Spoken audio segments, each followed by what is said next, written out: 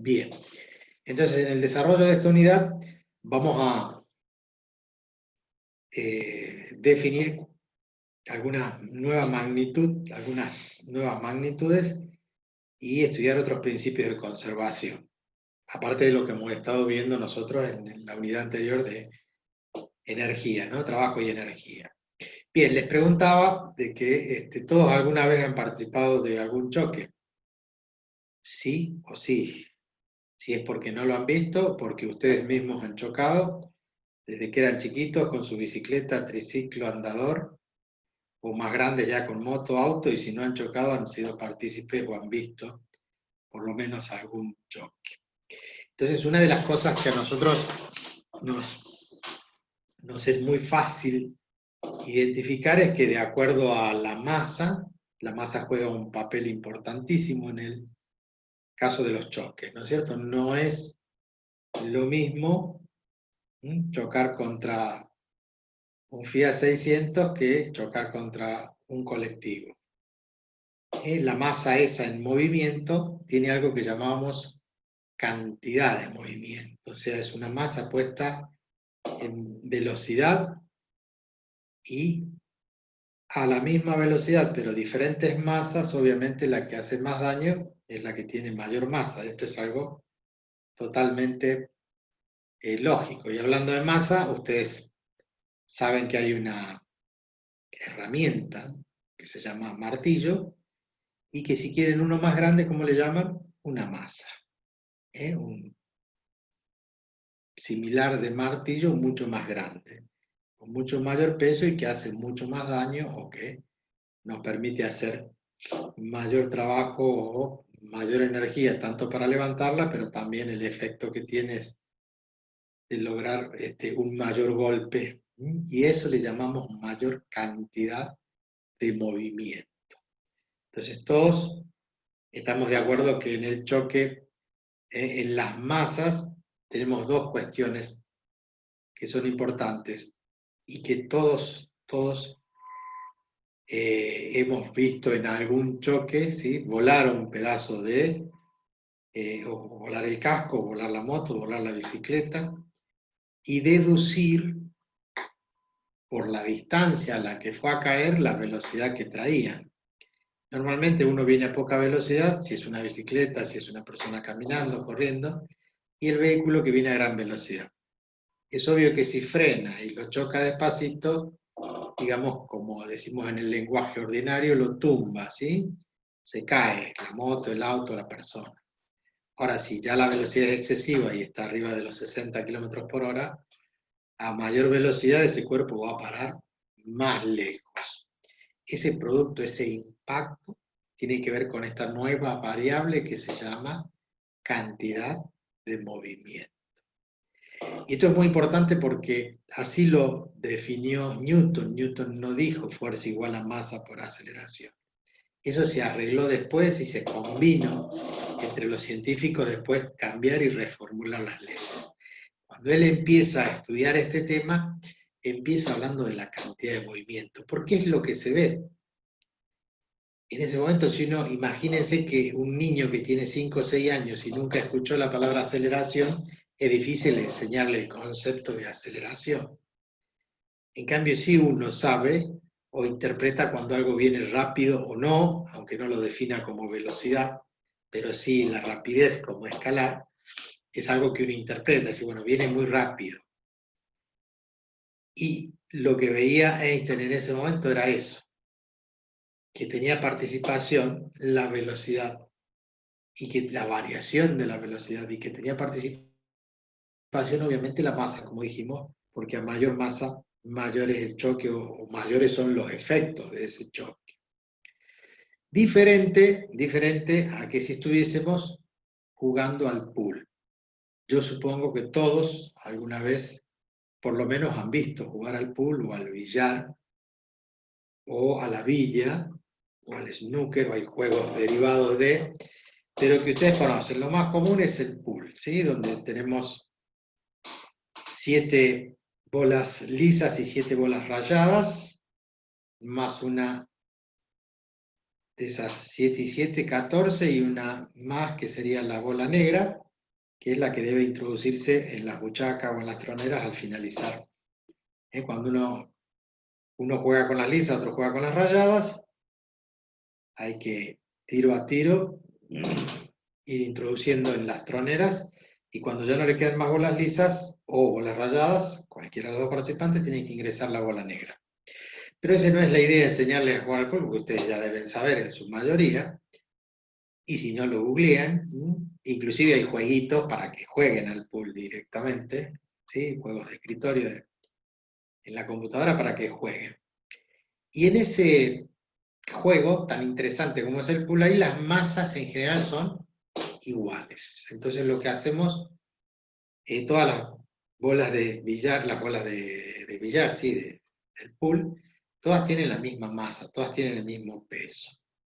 En algunos casos la blanca tiene mayor peso que las otras bolas, pero en general debieran tener todas el mismo peso. Entonces la única opción que nos queda allí es modificar la velocidad.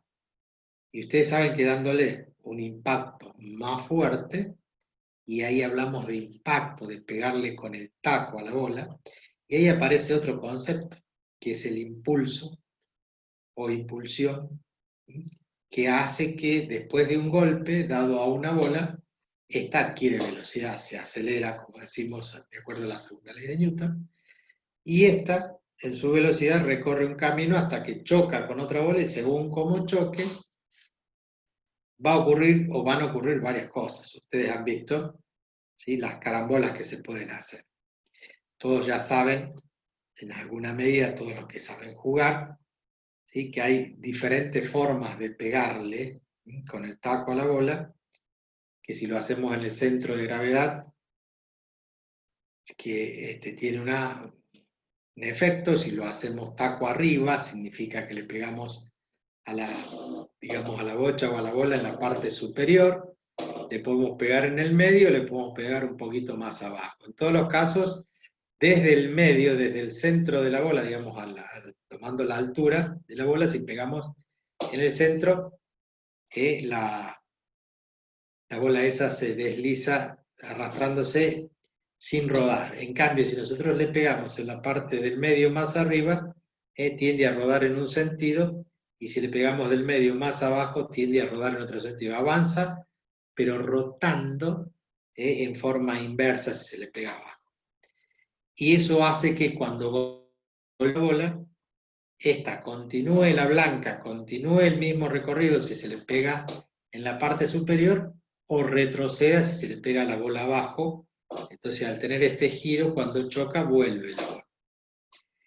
De hecho, que esto no es lo único que podemos enseñar con el juego de billar, también con el pool. También han visto o han escuchado algunos en otros deportes, ¿sí?, lanzamientos con efecto.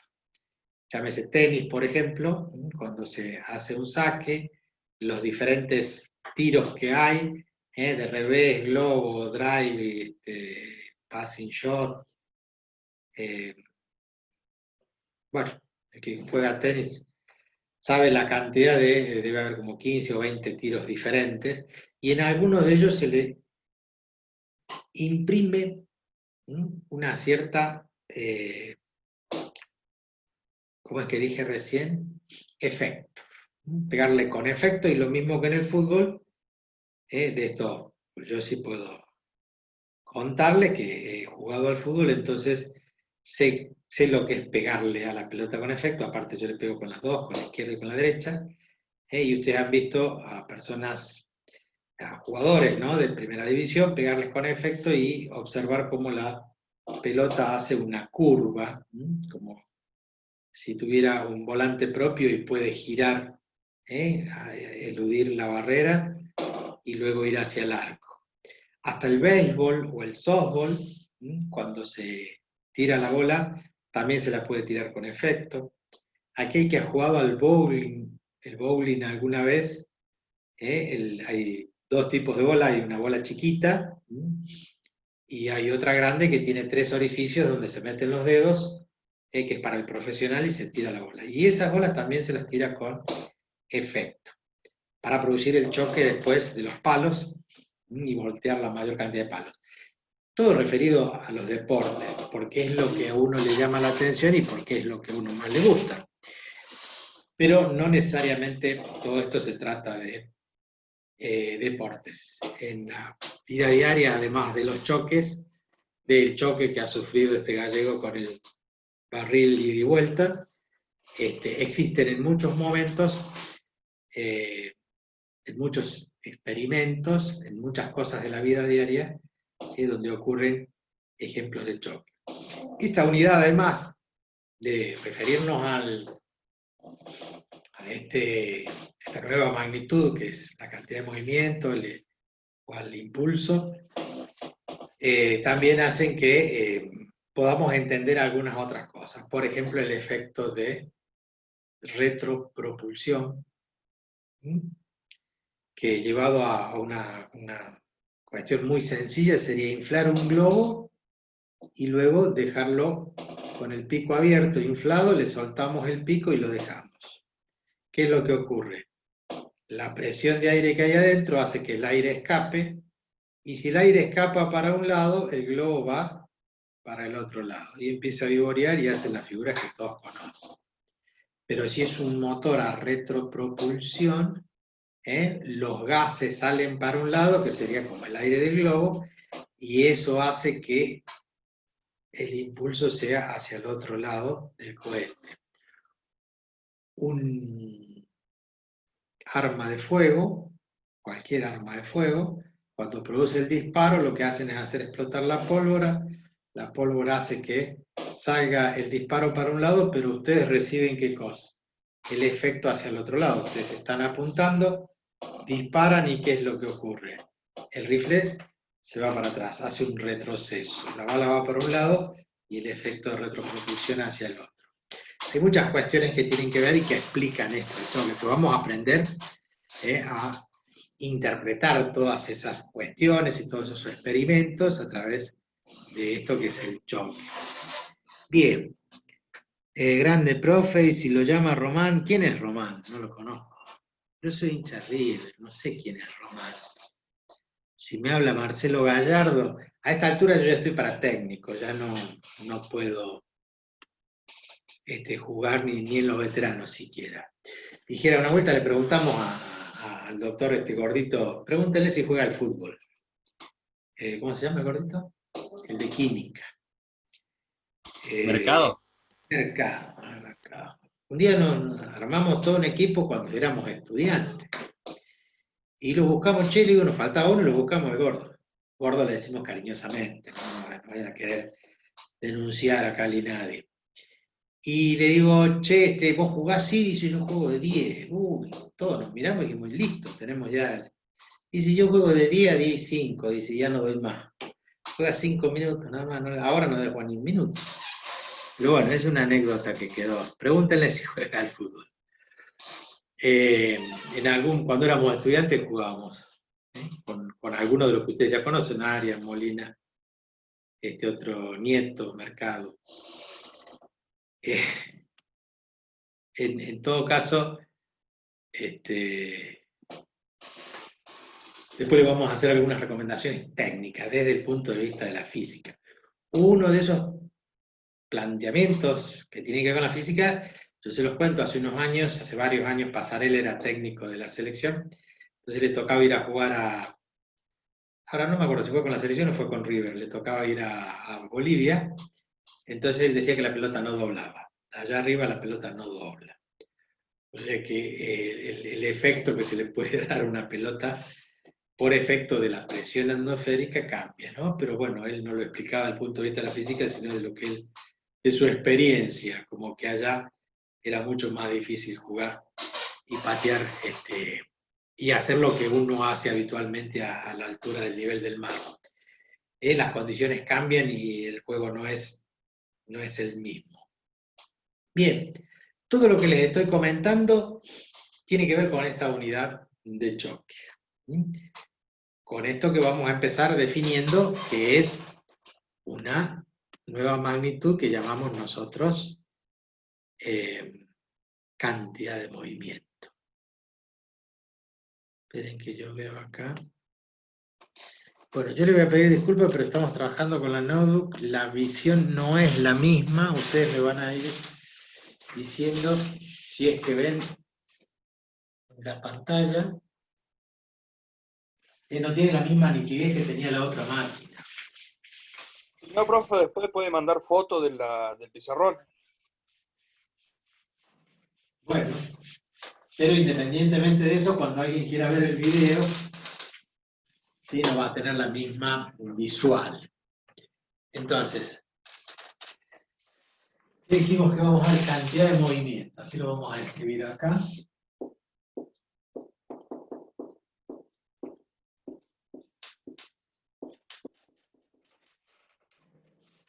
Cantidad de movimiento, que vamos a definir como una magnitud vectorial. Con la letra minúscula P, obviamente con el vectorcito. Si le saco el vectorcito, podría confundirse con presión. P minúscula. Si es P mayúscula, se podría confundir con potencia. Entonces hay que ser bastante cuidadosos. Ahora no, porque estamos en esta unidad, pero después, cuando tenemos toda la materia ya incorporada y vamos a rendir, nos podemos confundir. Entonces, decimos que la cantidad de movimiento está definido como el producto de la masa por la velocidad. Un escalar por un vector me da otro vector, y esto, que definimos como cantidad de movimiento, es lo que yo recién les comentaba. De acuerdo a la masa o a la velocidad, podemos aumentar una de las dos y obtener mayor cantidad de movimiento, o menor si la disminuimos. La masa se mide en kilogramos, ustedes lo saben, en el sistema internacional, la velocidad en metros sobre segundo, y esto no tiene otra unidad. Si lo pensamos desde el punto de vista de el Newton, tendríamos que, si yo multiplico y divido por S, no pasa nada, ¿verdad? Vamos a dejar que esa es la unidad. Vamos a dejar la unidad como está para que no haya problema. Entonces, cuando tengo kilogramos por metro sobre segundo, multiplico y divido por segundo. Este segundo con este segundo se me hace segundo al cuadrado. Entonces me queda kilogramos por metro sobre segundo al cuadrado por este segundo que queda solito. Entonces hemos agrupado estos dos. Entonces tengo kilogramos por metro sobre segundo al cuadrado. Masa por aceleración, que es fuerza. O sea que la unidad que tiene es Newton. Entonces, la cantidad de movimiento se puede expresar como kilogramo por metro sobre segundo, que es fácil acordarse, porque es masa por velocidad, o también se puede expresar como Newton por segundo. Cualquiera de las dos es válida. Reemplazando el Newton por su equivalente, van a simplificar y van a llegar a ese concepto. Eso es esto es lo que definimos como la cantidad de movimiento. Ahora, si nosotros vamos a pensar en la experiencia de un choque de dos cuerpos, podemos suponer que tenemos dos cuerpos que están, dos masas, a la cual le llamamos masa 1 y masa 2, y que vienen animados con una velocidad 1 y con una velocidad 2. Y allí es donde van a producir el choque, y después del choque vamos a ver qué pasa con sus ecuaciones. Otra posibilidad sería tomar los dos cuerpos y en vez de hacerlos que choquen, comprimir con esas dos masas un resorte, y una vez que lo tenemos así, lo soltamos, ¿y qué va a pasar? Cada uno va a salir en dirección contraria. La masa 1 va a salir con una velocidad de sub 1, y la masa 2 va a salir con una velocidad, animado con una velocidad hacia el otro lado. Esto sería, no es choque, pero digamos que tiene el efecto similar. En este caso, una vez que chocan en la superficie de contacto, cuando están las dos bolas juntas, o las dos masas juntas, ¿qué pasa en ese momento? En ese momento se produce el contacto y aparece ¿qué cosa? Un principio de acción y reacción. El cuerpo 1 le aplica al cuerpo 2 una fuerza que vamos a llamar la fuerza 1-2, o sea, de 1 hacia 2. Y como reacción aparece ¿qué cosa? Una fuerza que es la 2-1. Si son un principio de acción y reacción, ¿cómo son esas fuerzas? Son iguales. O sea, la fuerza 1-2 es igual a la fuerza 2-1. Iguales en valor absoluto. Ya estamos sabiendo que son de sentido contrario. En el principio de acción y reacción siempre las fuerzas son de sentido contrario, ¿no? Es muy difícil que sea al revés. Entonces, partiendo de esa premisa, cuando nosotros arrojamos dos cuerpos y chocan, en el momento del contacto se produce una acción y una reacción. Cualquiera puede ser cualquiera de las dos. Si esta es la acción, la otra es la reacción y viceversa. Ocurrido ello, una vez que está ese principio de acción y reacción, ese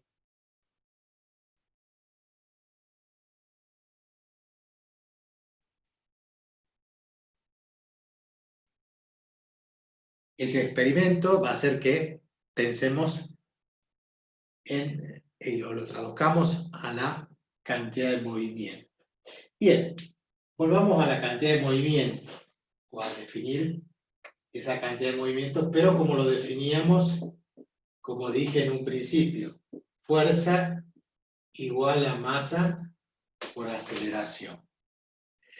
Pero la aceleración es la variación de velocidad delta V sobre T. O sea que la variación de velocidad en el tiempo sabemos que es la aceleración. Entonces, esa aceleración tiene obviamente una magnitud vectorial. Por lo tanto, fuerza igual a masa por aceleración, tengo masa por variación de velocidad en el tiempo, por lo tanto, este tiempo que está dividiendo va a pasar multiplicando y vamos a tener fuerza por tiempo. Ustedes saben que se multiplica miembro a miembro por el tiempo, de este lado se simplifica y es como si pasara del otro lado multiplicando, obviamente. Igual al producto de la masa por la variación de velocidad.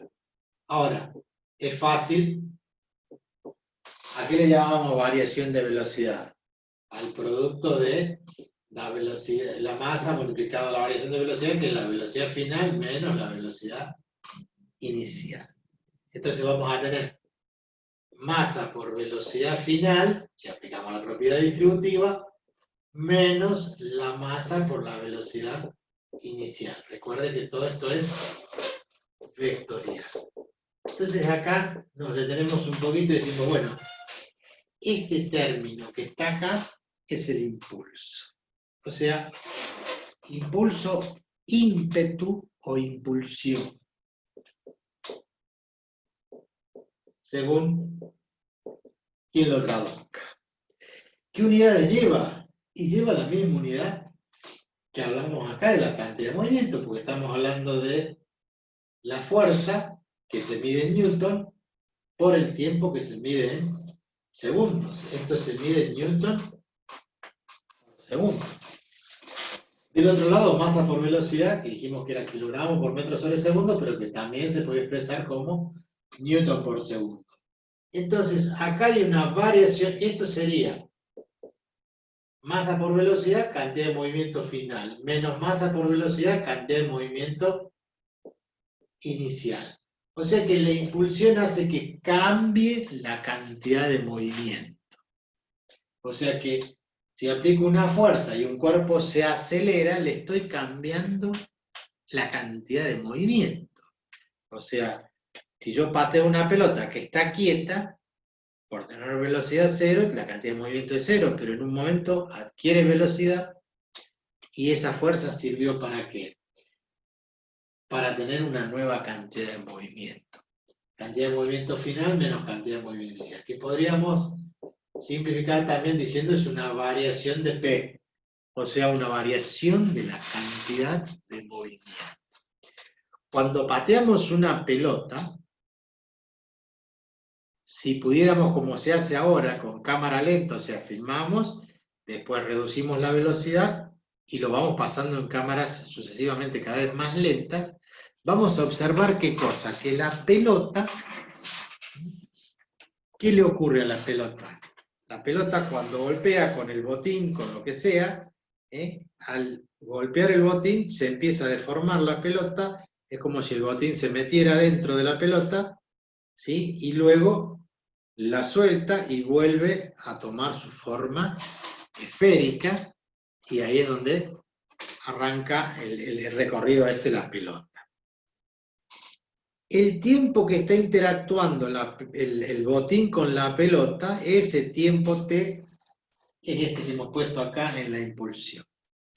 O sea que la fuerza que le damos, equivalente a tantos newton cuando pegamos una patada, multiplicado por el tiempo, hace que varíe la cantidad de movimiento.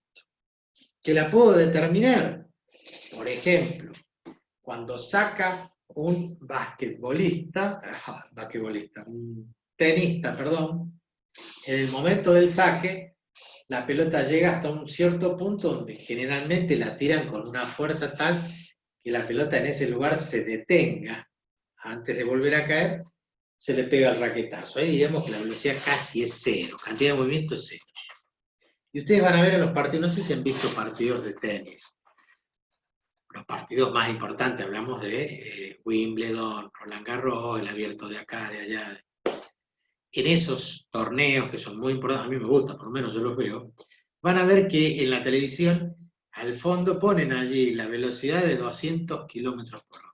Se determinan con qué velocidad llega la pelota, o sea, el promedio de velocidad, de la pelota. O sea que ahí, sabiendo cuánto vale la masa de una pelota de tenis, lo googleamos, nos fijamos cuánto pesa una pelota de tenis, pesará menos de 100 gramos, esa masa multiplicada por esa velocidad final, me está determinando a mí cuánto vale la impulsión. Y de esa fuerza yo tendría que después definir cuánto tiempo estuvo en contacto con la raqueta. Y es obvio que estamos hablando del orden de los milisegundos, centésimas de segundo, décimas de segundo, todo va a depender entonces de qué estemos hablando. Si es una pelota de fútbol, al patearla, tiene una cierta... Sí, le escucho. 58 gramos pesa una pelotita de tenis profesional. 58 gramos, perfecto. Tendremos una masa de la pelota de tenis de 58 gramos. Es un buen dato, gracias. ¿Por qué?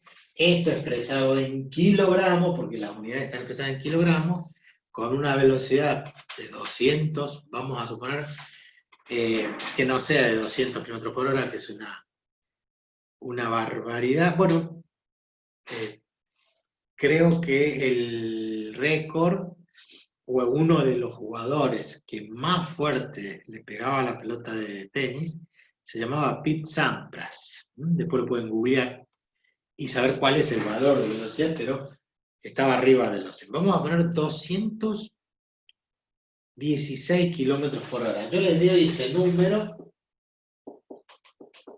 porque ese número, 216 kilómetros por hora, esto había que dividirlo en 3,6 para expresarlo en metros por segundo, porque en nuestro sistema estamos hablando de metros por segundo.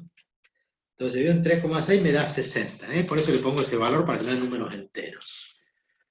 263 kilómetros por hora es el récord actual. Por supuesto, yo un valor de 216 es algo que es alcanzable por los valores que hay hoy en día. ¿Cuánto equivale esto? 60 metros por segundo. Por lo tanto, el producto de la masa por la velocidad, pero la cantidad de movimiento definido en eso, sería la masa, pero que está en gramos, por lo tanto es 0,058 kilogramos, multiplicado por 60 metros por segundo, me va a definir entonces el valor de la cantidad de movimiento. 60 por 0,058 me da 3,48 kilogramos por metro sobre segundo o newton por segundo. Si estuviera un segundo, entonces la fuerza sería de 3,4 newton. Pero si el contacto, estoy seguro que no es un segundo, es una barbaridad, tendría una tela de araña en la raqueta en vez de tener un encordado duro. Si es de 0,1 ya estaríamos hablando de una fuerza de 34 newton. Y si el contacto es una centésima de segundo, ya estamos hablando de 340 newton, que ya es más importante, es como equivalente a un peso de unos 35 kilogramos fuerza, ¿no? O una masa de 35 kilos. Y como verán ustedes, o interpretarán de alguna forma, la impulsión que relaciona dos magnitudes, y si aumento la fuerza y disminuye, son inversamente proporcionales. Si yo quiero la misma cantidad de movimiento, a mayor tiempo, menor fuerza, mayor tiempo, menor fuerza y viceversa. Son inversamente proporcionales, si es que la cantidad de movimiento esta de 3,4 newton por segundo va a depender de cuánto tiempo esté en contacto. ¿Se entiende eso? Es una relación. De esta relación, nosotros podemos pasar de la pelota de fútbol al tenis. ¿Quién es más duro? Y el botín es más duro que el encordado de la raqueta. Pero la pelota es más blandita, o no, o capaz que tiene la misma elasticidad, si se quiere, pero si uno es más duro que el otro. La punta del botín debe ser más duro que el encordado de la raqueta.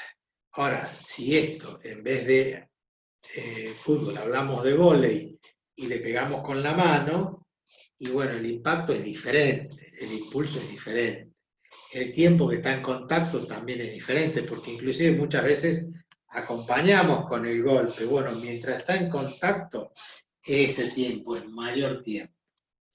Ahora, si nos vamos hacia el otro lado y del fútbol pasamos al béisbol o al softball, que es donde se golpea con un bate de madera la pelota, obviamente que la pelota esa es más dura, porque no sé si conocen, que es una madera envuelta en cuero, porque se lo cose.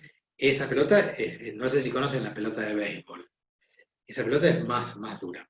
Aunque no la conozcan, cuando se abre la cuarentena uno puede entrar, por curiosidad, a una casa de deportes y pregunta, probablemente déjenme la tocar, a ver si el bate, la pelota de béisbol, y si en vez de pegarle con una pelota de béisbol a la pelota con el bate, pensamos en el golf, donde los palos de golf pueden ser, y son generalmente de metal, son de acero,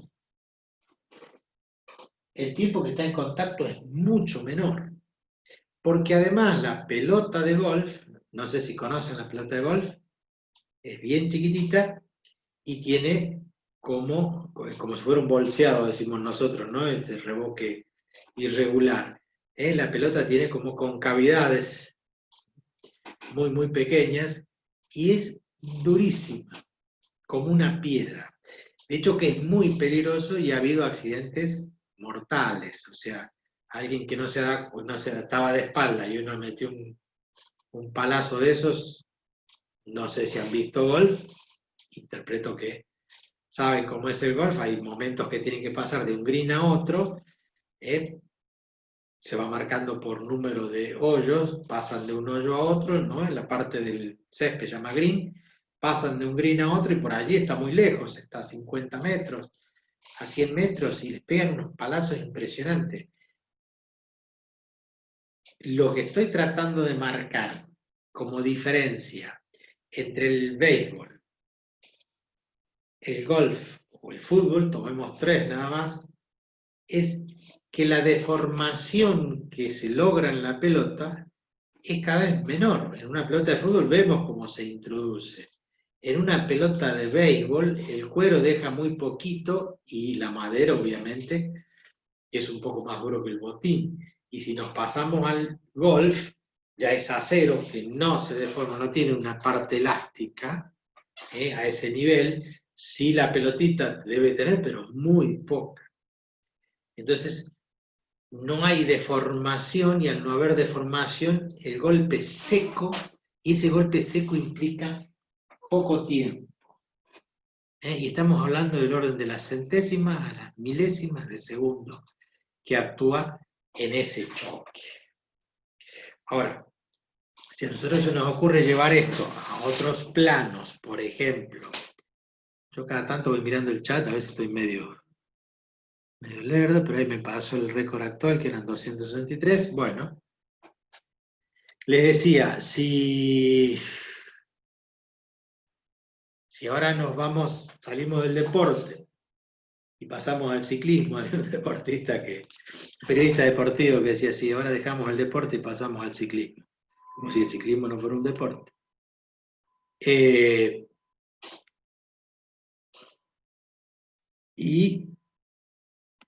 Esperen que estoy buscando acá.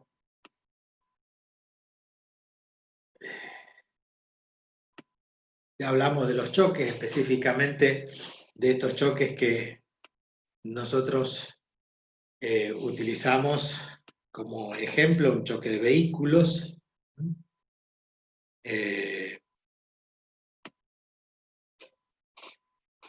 Ya ustedes saben perfectamente que acá empiezan a entrar a jugar muchas otras cuestiones. Porque bueno, apenas chocan, las chapas y la óptica y los cables y el radiador, todo eso empieza a deformarse y acá ya no hay un periodo elástico. Esto lo vamos a detallar bien, pero como ya hemos visto la ley de Hooke y sabemos de qué estamos hablando, de que hay un periodo elástico y un periodo plástico, en la parte elástica se deforma y vuelve a su posición original, como ocurre con las pelotas de tenis, de fútbol, etcétera, etcétera. En la parte donde ya pasa el periodo plástico, ya vamos a ver qué pasa cuando hay un choque perfectamente elástico o casi elástico. Y en este caso estamos hablando de que cuando chocan dos vehículos, cuando choca una persona, se empiezan a deformar y quedan deformados, pasan al periodo plástico. Muy pocas cosas vuelven a su lugar. Pero en ese momento todo es absorbido por los materiales. Dicen, y esto entre comillas digo, dicen, ¿sí?, que los vehículos son mucho más seguros porque justamente absorben, se hacen muchos ensayos y se absorbe parte del choque, la absorbe todo el material, o sea, se le hace pelota el auto. Y después compra uno nuevo y listo, se acabó. Que eso es preferible a que choque y el que sufra y que sienta las reacciones e impulso lo sienta la persona como ocurría antes. Los autos antiguos eran durísimos, la chapa era una chapa gruesísima, entonces cuando chocaba no había forma de absorber esa energía en el choque. Entonces, ¿quién la absorbía? La persona que estaba ahí, que lo que estaba suelto dentro del auto se reventaba contra el volante o contra el parabrisas y sufría lo que sufría. Entonces hoy, en nombre de la seguridad, se hacen los vehículos para que absorban todo esto. Y en nombre de la seguridad, más en nombre del beneficio económico, que significa que cuando chocan, no tienen que armar de nuevo el auto. Yo les puedo asegurar eso. En el caso de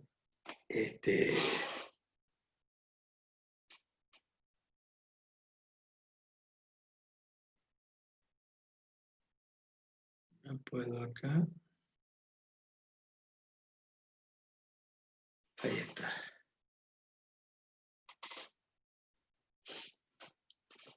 Bueno, esto va en detrimento una cosa de otra, pero saben todos se entienden. Inclusive deben haber visto algunos videos donde se hacen esos ensayos, donde choca el vehículo. ¿Sí? No ponen una persona, ponen un maniquí, un muñeco, y se hacen los estudios de cómo impacta el cuerpo y todo lo demás. En esos choques, allí vemos la parte, inclusive la parte física, de cómo se comprime o cómo se, en forma elástica. Yo el otro día les comentaba, no me acuerdo si creo que era ustedes, cuando chocamos, cuando hacemos un full y le pegamos una patada al jugador, podemos observar cómo el hueso, si la patadita es más o menos suave, el hueso se deforma en su periodo elástico y vuelve a su forma normal. Cuando ya deja de volver a su forma normal, cuando pasó al periodo plástico, la patada fue muy grande, entonces ya estamos hablando de un periodo plástico, estamos hablando de una fisura o una quebradura, o como se dice, una quebradura expuesta, ¿no? Cuando sale el hueso y se lo ve afuera de la piel, sangrando y todo, astillado el hueso. Eso es algo que nosotros, bueno, tenemos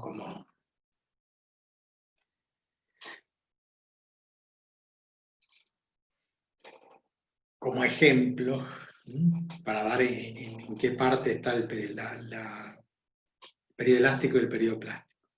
Nosotros, los huesos de la cabeza, cada vez que chocamos, el hueso podrá deformarse y volver o quebrarse o no.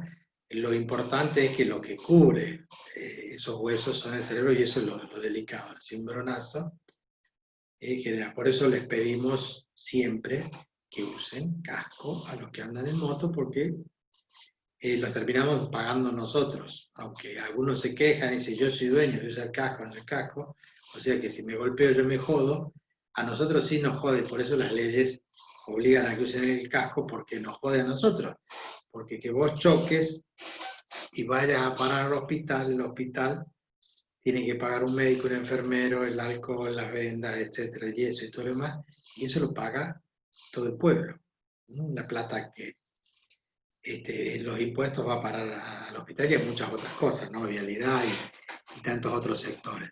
Entonces aquel que no usa el casco, no es un problema que él se joda, no importa, 3 pepinos, pero no estamos hablando de que no me interesa como persona, sino que no es que no me interese, sí me interesa porque por otro lado tengo que estar bancando el sistema de salud. Ni hablar hoy en día del sistema de salud, que está desastroso. Desastroso. Bien. En términos de la matemática, tenemos que pensar ahora que esto que les estoy hablando yo, de que la fuerza por el tiempo es la cantidad de movimiento, nos lleva, a ver, vamos a correr un poquito la cámara, a ver, déjenme que, porque no la estoy viendo. Allí. ¿Sí? Lo podemos estudiar de la siguiente forma. Vamos a pensar entonces que ahora tenemos la cantidad de movimiento. Nosotros hablamos ahí de F por T igual a una variación de P. Pero en términos de la matemática y el cálculo diferencial, la variación, como esta variación de velocidad, pasa a ser una derivada, un diferencial de P. Y de este lado, ¿quién va a llevar la variación? La variación la va a llevar el tiempo. Entonces podemos expresar en términos del cálculo diferencial nuestra misma ecuación, pero como que el diferencial de la cantidad de movimiento es igual a la fuerza por el diferencial de tiempo. Y acá, como siempre, empezamos a pensar, ahora la fuerza es constante, la fuerza es variable. El tema es que si yo tengo que calcular esto en función de su ecuación diferencial, lo que hacemos es integrar y calcular la integral del diferencial de la cantidad de movimiento como la integral de la fuerza por el diferencial del tiempo. Estas son operaciones inversas, entonces me queda que la cantidad de movimiento hace igual a la fuerza. Si es variable la dejo ahí, después se hará una operación que ustedes van a ver más adelante, que es la integración, y si es una constante, si es una constante, Salud. entonces, gracias, como T2 menos T1, ¿no? Que sería la variación del tiempo. Bueno, esto en términos del cálculo diferencial lo van a tener más claro en su momento cuando te hayan pasado el concepto de integral y cuando vuelvan a ver la materia para rendir el final o algo por el estilo. Eso es algo que puede llegar a ocurrir. Perdón. Acá yo lo he simplificado. Y en realidad nosotros lo habíamos planteado como una variación de P2 menos P1.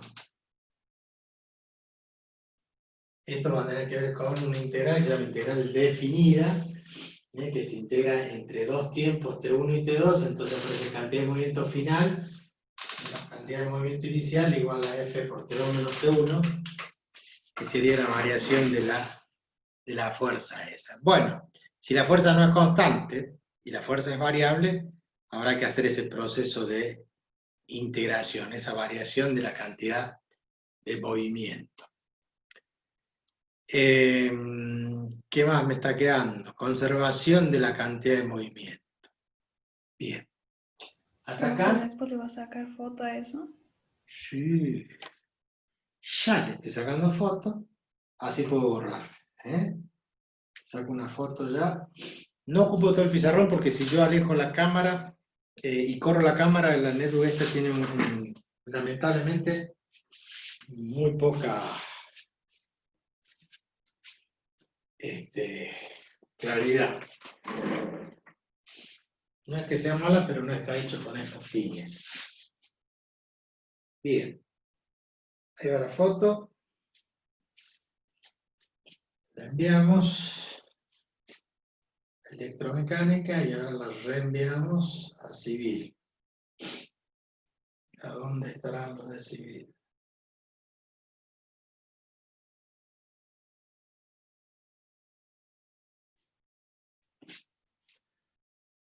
Acá está. Bueno. Ahí está.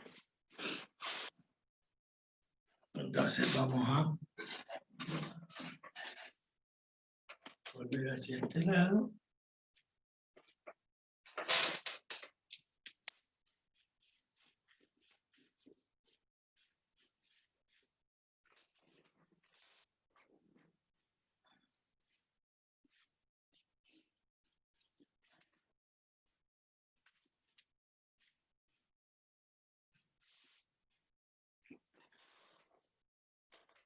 Y vamos a esta situación.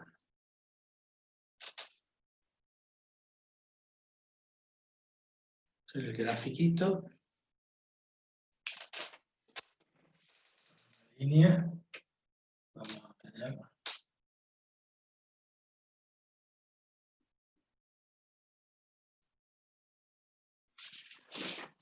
Antes del choque. En el momento que se produce el choque. Una bola lisa y una bola rayada. Masa 1, masa 2. Esto es durante. Y luego, después del choque. Vamos a llamarle, en este caso lo llamamos B1 y B2, ya que esta bola viene con una velocidad B1, esta con una velocidad B2, las dos van hacia el mismo lado, chocan, pero en el momento del choque aparece ¿qué cosa? El principio de acción y reacción. F1, como lo habíamos llamado recién, F1,2, y esta va a ser F2,1. ¿Por qué? Porque esta que va hacia allá es lo que le hace la bola 1 a la bola 2. Estamos hablando la masa 1 y la masa 2. Vamos a ponerlo así. M1, M2. Y siguen así en ese sentido. ¿Qué pasa después del choque? ¿Quién podrá saberlo? Probablemente este siga con una velocidad que ahora, para diferenciarla de esta, la vamos a llamar U sub 1, y esta una velocidad U sub 2. Por una cuestión lógica nada más, una cuestión de sentido común, yo voy a diferenciar los tamaños de los vectores. Fíjense, este B sub 1 tiene que ser mayor que B sub 2, porque si tiene menos velocidad no la va a alcanzar nunca. ¿Se entiende, no? Este viene a una velocidad y este tiene que venir más rápido. ¿Para qué? Para que la pueda chocar. Una vez que la choca y se produce el choque y el principio de acción y reacción acá en la fuerza entre dos cuerpos, es obvio que esta, al recibir un impulso, va a aumentar su velocidad, y esta, que venía con una determinada velocidad, va a disminuir en pos de que aumentó el otro. ¿Se entiende eso? La duración del choque es casi instantánea en el caso de las bolas de billar. Entonces acá vamos a tener que F, esto es después del choque. Entonces tenemos un antes, durante y después. ¿Qué es lo que vamos a escribir? Vamos a escribir que la fuerza F1,2 es igual a la fuerza menos F2,1. Porque en realidad lo que estamos diciendo es que hay allí, ¿qué cosa? Una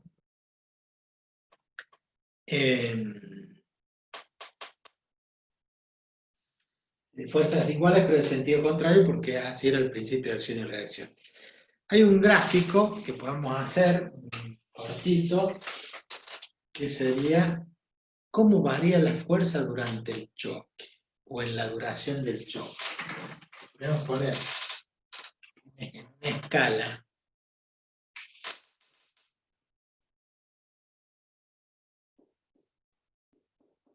de la fuerza en función del tiempo. Entonces, nosotros podemos, esto después lo van a estudiar en el segundo año, que se llama campana de Gauss. Tal vez la han visto ahora por el hecho de que hay muchos gráficos estadísticos en función del coronavirus. Pero esta sería la campana de Gauss. Esa sería la fuerza variable. Podríamos establecer la fuerza F1,2. La que va en el sentido de la dirección de las velocidades. ¿Sí? Obviamente, está la fuerza menos F1,2. Que es como, en el sentido contrario, porque es negativa, ya sabemos que la fuerza, no hace falta que pongamos el menos acá. ¿Por qué? Porque del eje para arriba es positiva, del eje para abajo es negativa. O sea, lo que queremos dar con este gráfico a interpretar es que esto es durante el choque. Esto sería la duración del choque. Desde acá hasta acá es la duración. Entonces eso es durante el choque, esto que hemos visto acá. Esto, como dije recién, ocurre en milisegundos, o en décimas, o en centésimas de segundo. La fuerza va aumentando hasta un pico máximo, después va disminuyendo. En general la fuerza es variable. ¿Por qué? Porque va a depender también de la elasticidad de los dos cuerpos que se deforman y se vuelven a formar. Cuando llega a su máxima deformación, vuelve, entonces la fuerza es variable. Después van a ver en el análisis matemático también que hay un valor medio, o sea que existe, como hemos visto, no en matemáticas, sino en física, velocidad media, y velocidad instantánea, aceleración media, aceleración instantánea. Lo mismo pasa con la fuerza. Es una fuerza instantánea. Instante por instante la fuerza va variando. Pero yo puedo tomar un valor promedio. Y bueno, la fuerza tiene este valor promedio. Esta sería la fuerza media. La fuerza 1, 2, media. Y por ende, va a haber también acá un promedio de todas estas fuerzas, y esta va a ser la fuerza 2, 1, ¿Estamos de acuerdo? Lo interesante cuando después vean el integral es el área que hay debajo de esta campana es equivalente a la superficie o área que hay en el rectángulo, para que podamos interpretar esto de del teorema que dice que podemos considerar un valor promedio. Bien, ahora, si nosotros empezamos a reemplazar en cada uno de los casos los valores de fuerza, tendríamos que decir que uno vale M1 por A1, o sea, la fuerza 1,2 va a ser la masa 1 por la aceleración 1, igual a menos la masa 2 por la aceleración 2.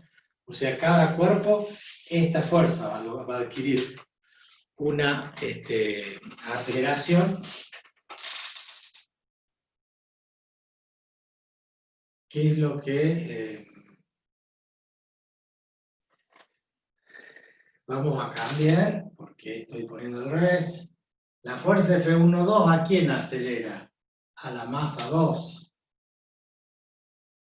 Y la reacción de la bola 2 hacia la bola 1 es la que queda entonces con una masa 1 y una aceleración 1. ¿Se entiende? Está en cambio el F1,2 es el efecto sobre la segunda bola, y esta fuerza actúa sobre la primera bola, por eso queda M1 por A sub 1. Entonces, M1 por A sub 1 es igual a M2 por A sub 2 o menos M2 por A sub 2, como ustedes quieran, en el sentido que quieran, es exactamente lo mismo.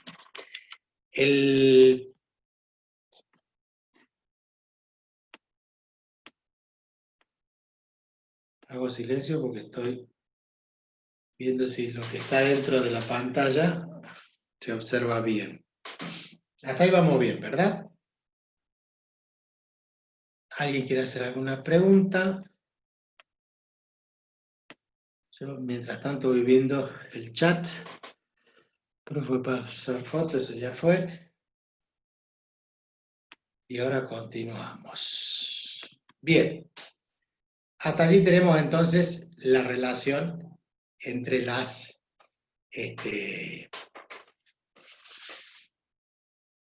fuerzas de acción y reacción. Pero nosotros, obviamente, ustedes sí le escucho. Sí, podría pasar una foto de eso también. Sí. Termino de llenarlo el pizarrón y les paso la foto. Obviamente que en cada uno de estos tenemos que poner, esto es un vector, esto es un vector, esto es un vector, esto es un vector. Ahora, la masa M2 multiplica la aceleración a su 2, y la aceleración a su 2, ¿quién es?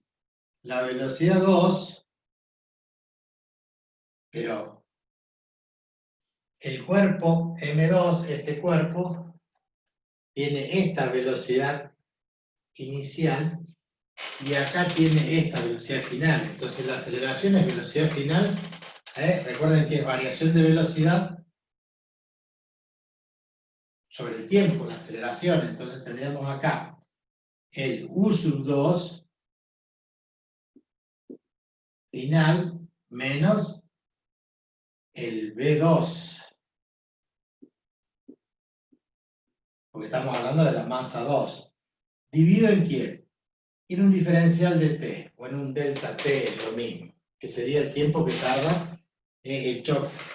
Y eso va a ser igual a menos m1 por la aceleración. La aceleración 1 es la variación que sufre esta masa, que antes del choque tiene la velocidad 1 y después el choque tiene la velocidad 1 sub 1.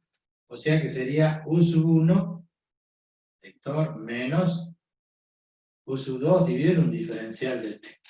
El tiempo que están en contacto hemos dicho que es el mismo porque es este principio de acción y reacción y responde a este gráfico. Por lo tanto, nosotros podemos cancelar los tiempos. Entonces nos va a quedar, si agrupamos, sacando factor, aplicando la propiedad distributiva e igualando los términos, todos los positivos para un lado, los negativos para el otro, vamos a tener M2 por U sub 2, esto que está acá, y este menos M1 por U sub 1 va a ser más M1 por U sub 1. Igual. Y de este otro lado me va a quedar este que está acá, que era negativo, M2 por B2, va a pasar para el otro lado. Entonces vamos a tener M2 por U sub 2. Y este menos con este menos se hace más. Y me queda ¿qué cosa? M1 por U sub 2. Y acá me comí un B sub 2. Hay que estar atentos porque este M2 por B sub 2, B corta, que está restando, pasa sumando. Y acá tengo menos M1 por menos U sub 2. El menos por el menos se hace más. Y me queda M1 por U sub 2. Fíjense que acá lo que hemos hecho es masa por velocidad. Masa por velocidad lo voy a escribir todo al revés. M1 por U sub 2 más M2 por B sub 2 igual, vamos a ponerlo en el orden M1 por U sub 1 más M2 por U sub 2. Estoy escribiendo la misma ecuación, nada más que estoy escribiendo primero este primer miembro. Como primer miembro este, y este como segundo. No es que hice pasaje de términos. Entonces, y acá me volví a equivocar y no sé dónde. Acá ya Profe, empezamos. ahí en Ahí, donde, sí. ahí me equivoqué. Y recién me acuerdo que me estaba quedando la velocidad de un lado y del otro. Esto menos por menos más. Entonces esto. Eso sería B sub 1, profe, en lo que está por corregir.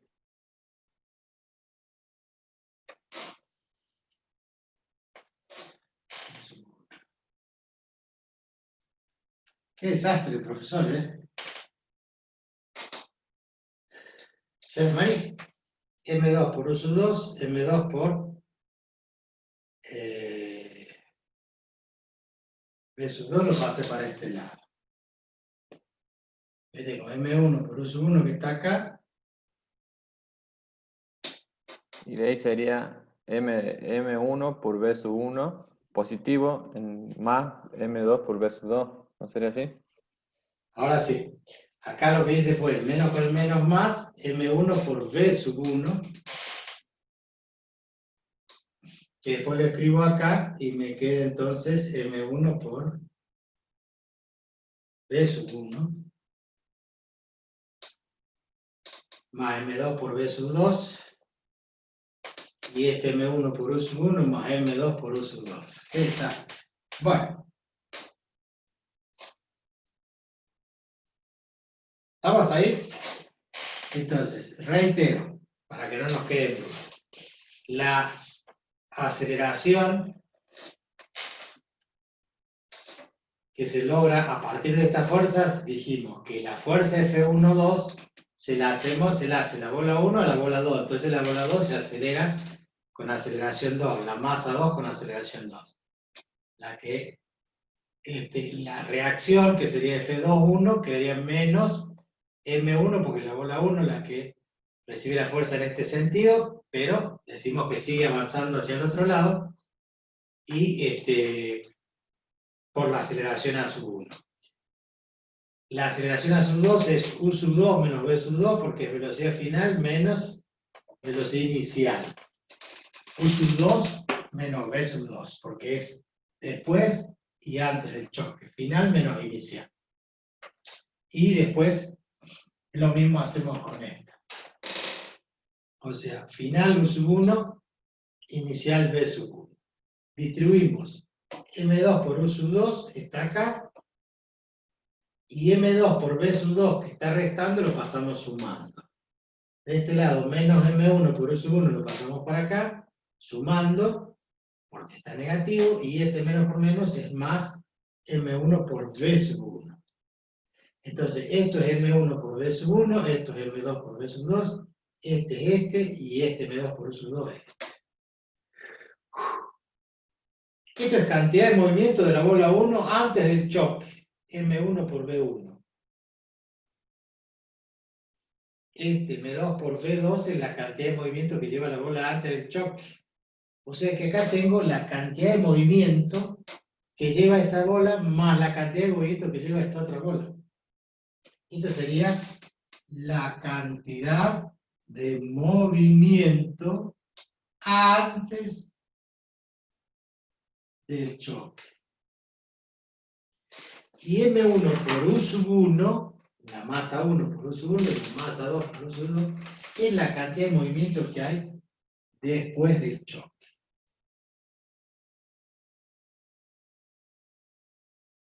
¿Cómo son?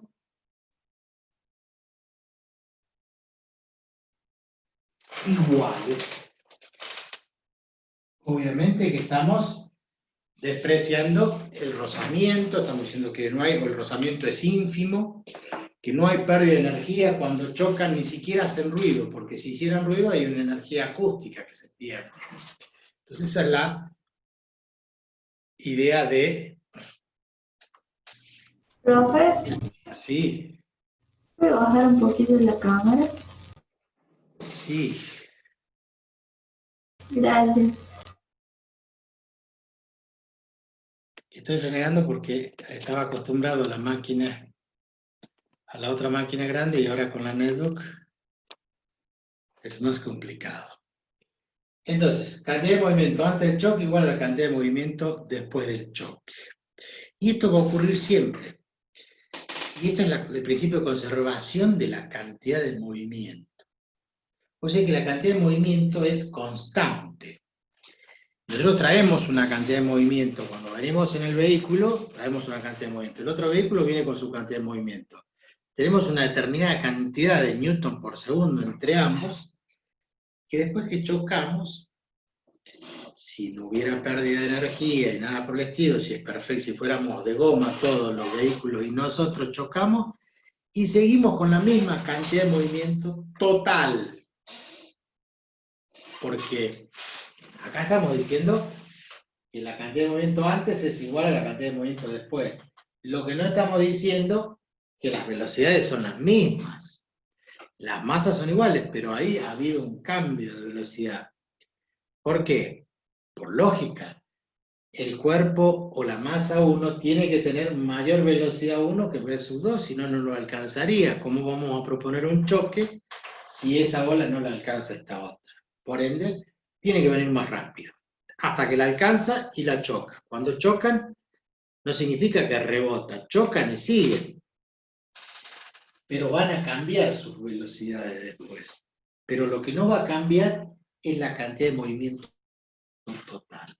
Esto es tan importante que nos permite, no solamente a nosotros, sino a la gente que hace, a los peritos, los que hacen, ¿cómo se llama? Criminalística, los que hacen peritaje, ¿no? Para la policía, o para cuando se hace una investigación de qué pasa, qué es lo que ocurrió con los choques, después de un choque, ocurre entonces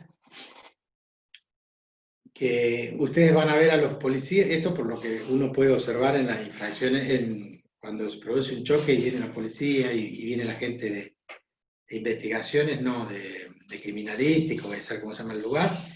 Ahí van a ver ustedes que viene un señor con una rueda grande, con un carrito, que en realidad lo que está midiendo es la distancia. Y mide la distancia, o sea, no acá en La Rioja, discúlpenme, pero si ustedes ven CSI, o todos esos programas parecidos a CSI, vieron que hay un CSI de Los Ángeles, otro en Miami. Si alguien ha visto alguna de esas series, que es lo que tendríamos que hacer nosotros también, es determinar las distancias a las que fueron a parar. El lugar del choque se ve por la frenada, uno sitúa de dónde estaban, y de allí miden la distancia a la donde fueron a parar. Miren las masas, calculan con qué velocidad llegaron uno a un lado y el otro al otro lado. Y eso hace que, conociendo las cantidades después del choque y en función de sus masas, puedan conocer con qué velocidades venían antes del choque. Hacemos nosotros, así a ojo de buen cubero, apenas vemos que el tipo está a media cuadra, a abrazado a un árbol, y el choque fue acá, y el tipo está medio cuadrado de un árbol, decimos, este tipo venía a 200 km/h. O sea, no hace falta tampoco tanta ciencia para interpretar en principio eso. Pero esto que comentan en las series, estos investigadores, realmente lo hacen con la mayor precisión posible. Entonces determinan exactamente con qué velocidad. Dicen que cuando un auto choca, queda automáticamente en el choque, queda clavada la aguja del velocímetro y se puede determinar la velocidad. No siempre es así. Se lo digo por experiencia porque yo he chocado hace 1 año y medio una Duster en la ruta acá en Córdoba, en la ruta 38, a tal punto que la tuve que vender así hecha pelota. En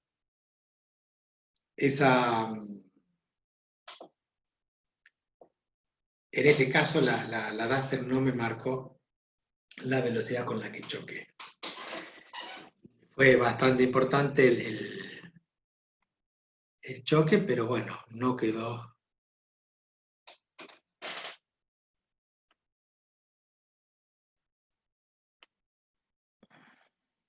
Esperen que estoy buscando.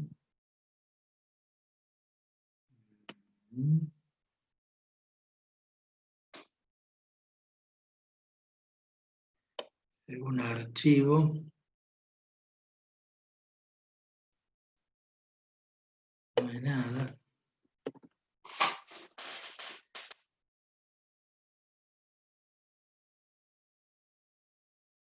No, me quedó acá en esta máquina.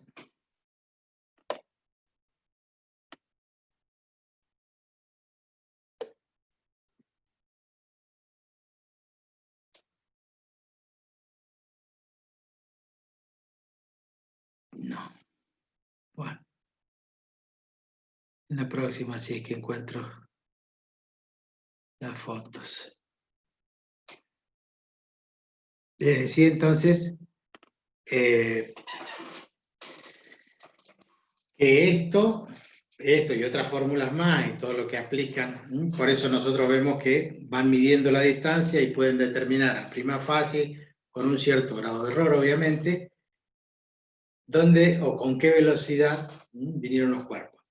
Inclusive para el peritaje, cuando existe la destrucción, la rotura, también van a hacer ubicar la posición perfectamente y la velocidad y en qué dirección venía en función de dónde fueron a parar las partes de ese choque. Lo que quiero decir es, si choca y el casco sale para un lado, la moto para un lado y el tipo para el otro lado y una mochila que había ahí, si yo determino, de acuerdo a la masa que tiene, es donde van a ir a caer, más lejos o más cerca, a mayor masa más cerca y a menor masa más lejos.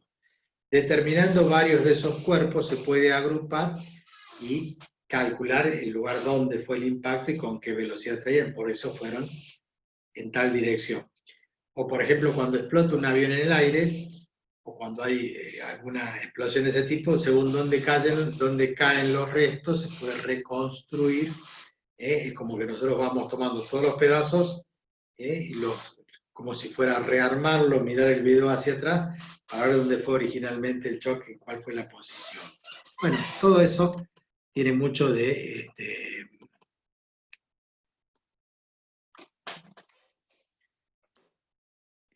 ciencia, ¿no? Que aunque uno lo ve en las películas y le parezca que es de ciencia ficción, yo ya les había comentado algo, cuando dispara un arma, y entonces viene el de balística y viene el otro de no sé qué, el detective tal, y dice, bueno, el que disparó, le disparó una persona que tenía más o menos tal altura, el peso de la persona, a dónde fue a caer, y todo eso lo hacen deduciendo de cómo cayó, porque tienen la bala, y si tienen la bala tienen el arma, o saben de qué arma provino. Entonces cuando les traen la bala, dicen, mira, este es calibre 9 milímetros, 7.62, salió de una 45, de una Magnum, de esto. Entonces, al tener la bala tienen el arma, y si tienen el arma, tienen el poder de fuego, saben con qué velocidad los golpea la bala, y entonces también saben a qué distancia, de acuerdo al peso de la persona, debería caer. Porque a veces a uno nos parece exagerado, le pegan con con un Itaca. Un Itaca es una de las armas que usa la policía, sobre todo los que cuidan los bancos, que son una especie de fusiles cortos que tienen un poder de fuego muy, muy grande, y realmente le pegan un tiro y esa persona la hacen volar, y cae a 1 o 2 metros, y eso va a depender de a qué distancia se encuentra de la persona que le tira. Por eso pueden decir si fue a quemar ropa o no el tiro, y la distancia que determina, fue a tal distancia, por eso cayó de tal forma. Todo eso tiene que ver un poquito con este tipo de choques. Cuando nosotros definimos esta cuestión de los choques, acá decimos que hay conservación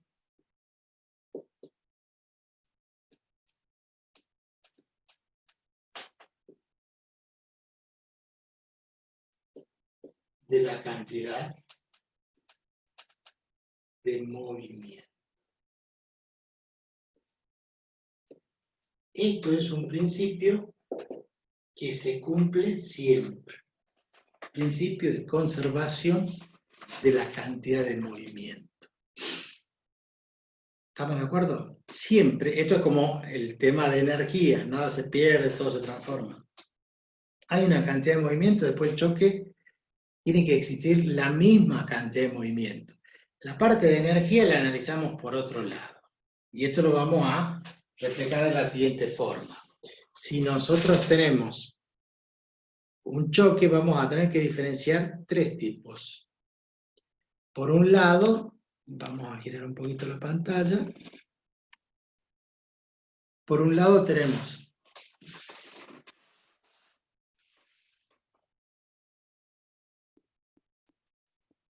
los choques que pueden ser perfectamente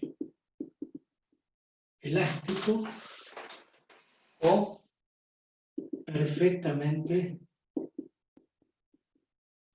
plástico. Y un intermedio, que serían los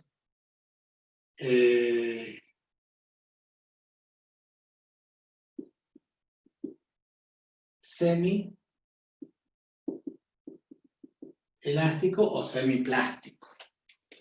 Semi en el sentido de que es un término intermedio. Ahora vamos a definir después, para cada caso, qué es lo que ocurre. Un choque, si es perfectamente elástico, es como si ustedes tomaran una pelotita de goma de esas saltarinas, esas que la tiran y rebotan 100 veces.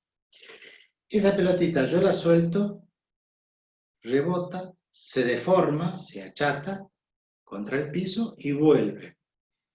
Si no tuviera nada de pérdida de energía, esa pelota volvería al mismo lugar y volvería a caer. Estaríamos hablando de ese principio de conservación de la energía.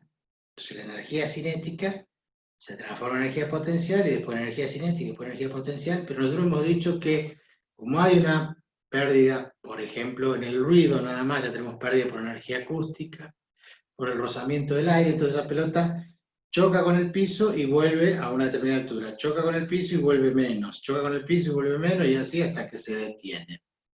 ¿Verdad? Entonces, el hecho de que sea perfectamente elástico significa que rebota y vuelve. Eso solamente se da a nivel de estructura atómica, donde hay choques casi elásticos, y le decimos que son perfectamente elásticos, porque es imposible de medir la energía que se podría perder. A nivel microscópico tenemos choques perfectamente elásticos. ¿Y qué es lo que estamos diciendo? Que allí se conserva, además de que en todos los casos, principio de conservación del movimiento, de la cantidad de movimiento. Esto se cumple siempre en todos los choques. Pero en el choque elástico, además, choque elástico,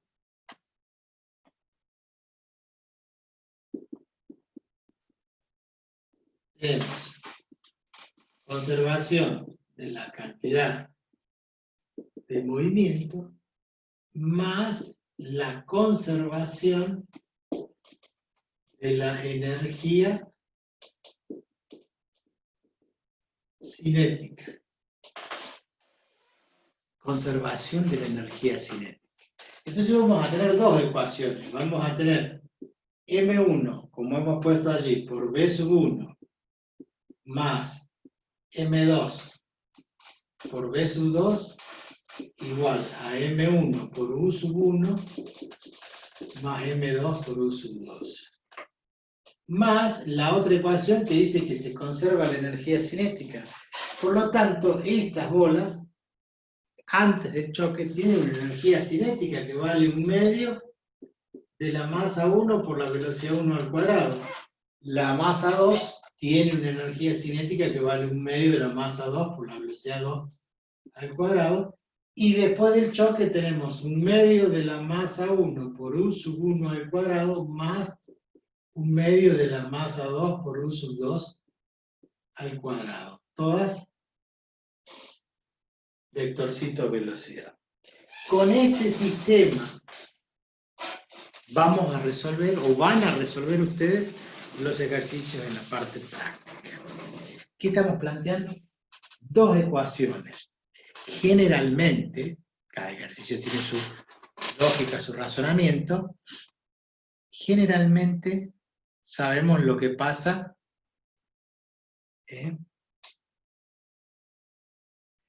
¿Cubrió algo el seguro? Bueno, cuando tenga las fotos se las muestro. Ahora no, porque no me anda la otra máquina. ¿Cubrió el seguro? No, todavía estoy en juicio.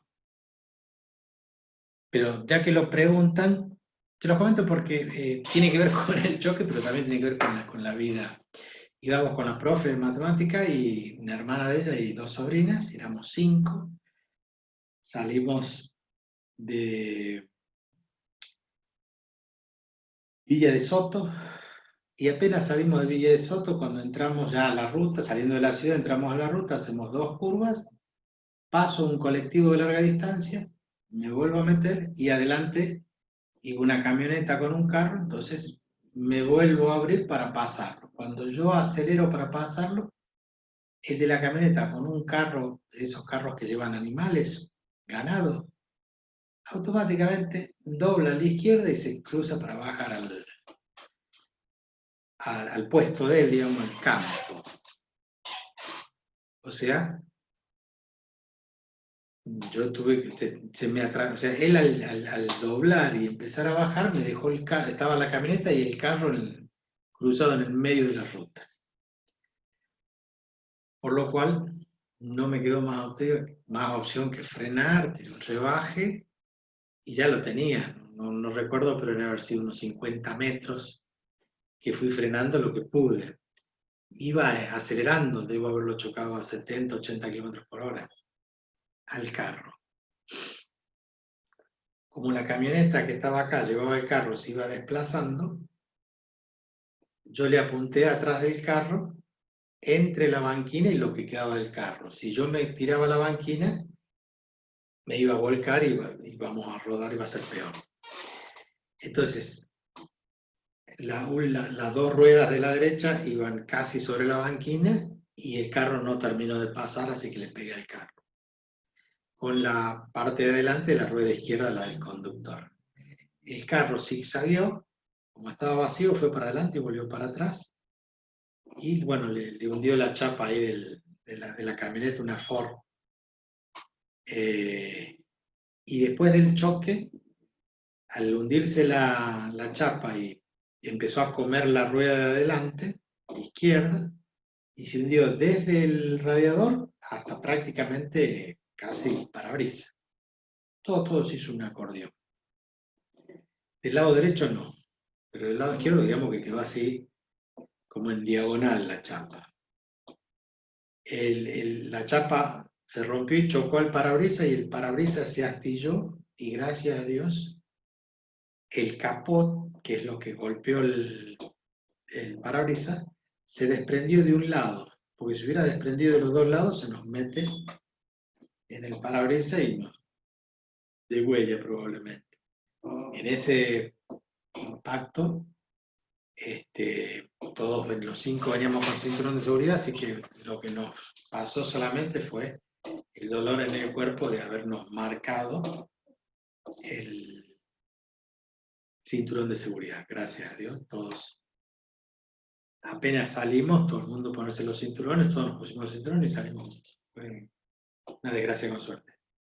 El momento que yo seguí después de chocarlo y haberse metido la chapa y haberle comido la rueda, entonces el auto me tiraba y yo trataba de mantenerlo para que no girara, porque ahí sí se iba a producir el vuelco. Así que he recorrido casi unos 100 metros siguiendo con el frenado del auto. Cuando terminé de frenar, clavó los frenos el colectivo atrás mío, o casi al costado. Yo les conté recién que había pasado el colectivo, me metí y volví a salir. Cuando yo lo choco, el colectivo empieza a frenar, y el colectivo que tiene mucha más masa, un colectivo de larga distancia, es mucho más difícil frenar que un vehículo, que es más liviano.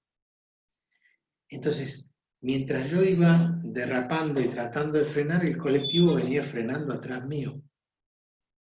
Y si yo no hubiera chocado el carro, o el carro hubiera estado con 4 o 5 animales arriba, me hubiera frenado un poco y me hubiera atropellado además el colectivo de atrás.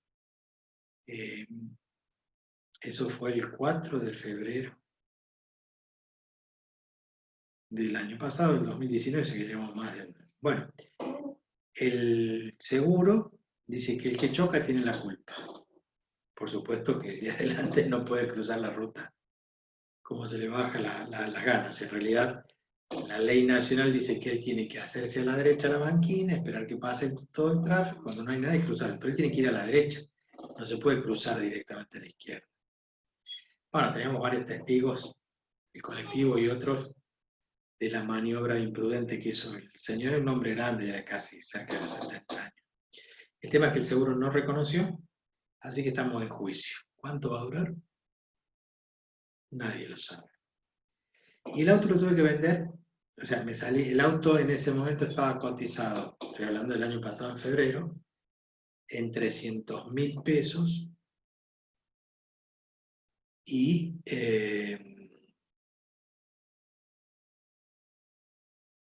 repararlo, cuando yo saqué la cotización para presentar el seguro, me salía algo así como 320.000 pesos repararlo. O sea que era más caro la reparación que el auto, o sea que era preferible darle de baja directamente. Pero como el seguro no actuó y no quiso pagar, tuvimos que ir a juicio. Y el auto así como estaba lo vendí chocado. Lo vendí por 70.000 pesos. El que lo compró era un chapista, o sea que toda la mano de obra le salió más barato, habrá conseguido repuestos de las chacaritas, algunos repuestos nuevos. El asunto es que el auto ya está andando en la ciudad nuevamente. Desde el año pasado, yo creo que en septiembre, octubre ya lo termino de arreglar y ponerlo. Quedó como nuevo. Pero bueno, a mí me hizo lo que me hizo, ¿no? Un gran daño económico, más, bueno, ustedes se imaginan el trauma y todo el trance que eso. Después del choque, todo lo que sigue es inenarrable. O sea, la policía nos llevaron, a mí me detuvieron junto con el otro chofer. Mi señora y las hermanas fueron al hospital porque mi cuñada se había golpeado la parte del ojo con el asiento, porque iba justo en el medio, entonces como que se hizo para adelante con el choque y golpeó la cara con el respaldo de mi asiento. Y bueno, ahí nos tuvieron demorados y recién como a las, no sé, a la noche, tuvo que ir mi hijo a buscarme, el hermano de mi señora, fueron en 2 vehículos y nos volvimos. Y el auto quedó. Y de allí de ¿dónde dije que era? Villa de Soto. Villa de Soto, lo llevaron a Cruz del Eje porque ahí tienen la guarda de los autos. Yo a los 10 días tuve que ir, pagar y traer el auto en un remolque. Bueno, todo eso obviamente pasó al seguro. El seguro le dio pelota, con todo eso se hizo un expediente y se hizo un juicio que se está tramitando ahí en la ciudad de Cruz del Eje. ¿Cuándo va a salir? Y calculamos que estos juicios demoran 2 o 3 años. Y si reconocen eso, hay que ver si le pueden hacer que el otro pague. Eso también es difícil, ¿no? Pero bueno, quedó en juicio. Algo, en algún momento, algo va... Esos algo se son 2 o puede- 3 años más, profe. Y sí, ahí sí iba como un meteoro, y sí, más o menos. No iba, en realidad iba despacio porque recién salíamos. Y obviamente que para pasar un vehículo, y ustedes saben que en Córdoba no se puede ir a más de 110. O sea que a lo sumo, cuando uno lo está sobrepasando, puede aumentar un poquito la velocidad, pero en general, apenas uno entra a Córdoba, todo Córdoba se maneja a 100, 110. A menos que esté en la autopista, y la autopista puede llegar a 130. Pero si no, hay muchos controles muy... Acá en La Rioja sí le puedo decir que uno puede andar a 150, 105. Ahí no veníamos a baja velocidad, yo le estoy contando que no he chocado más de 80 km por hora. Pero bueno, chocamos con una jaula de hierro y bueno. Y hay muchos radares, sí, hay muchos radares en esa zona. Y están continuamente controlando. La plata que hacen es impresionante. Y Córdoba tiene una de las policías, no les voy a decir más honestas, pero menos coimeable que hay en el país. No vayan a intentar nunca como le dio un ternero. Y probablemente cuando sea el juicio, si lo gano y me quiere pagar, este hombre tiene animales ahí, se dedica a la venta de animales. Así que bueno, me tendrá que pagar con algún, no con uno, con varios terneros. Así que están invitados para Va a tener para hacer lindos asados con el ingeniero Mercado. montón de asado. Ese siempre está prendido. Sal de campo ese. Sí, vamos a tener asado de por vida. Bueno, pero esa es la historia de ese choque que, gracias a Dios, cuando nosotros trajimos el auto y lo dejamos en el taller, toda la gente creía, todo el mundo, lo primero que decía o lo primero que pensaba es que los que habían chocado, por lo menos el chofer, en este caso yo, me tendría que haber quebrado un mínimo 10 huesos o haberme pasado algo más grave. Pues ya, bueno, con lo que, ya cuando consiga las fotos y se las muestre, es decir, no puede haber con ese, como estaba en esas condiciones el auto, no puede haber salido así lesos. Y prácticamente salimos casi lesos. Bien. Dice, jaja, posta, en un viaje nos multaron por no usar el cinturón y con un familiar quiso arreglar por atrás y se comió doble multa, ¿sí?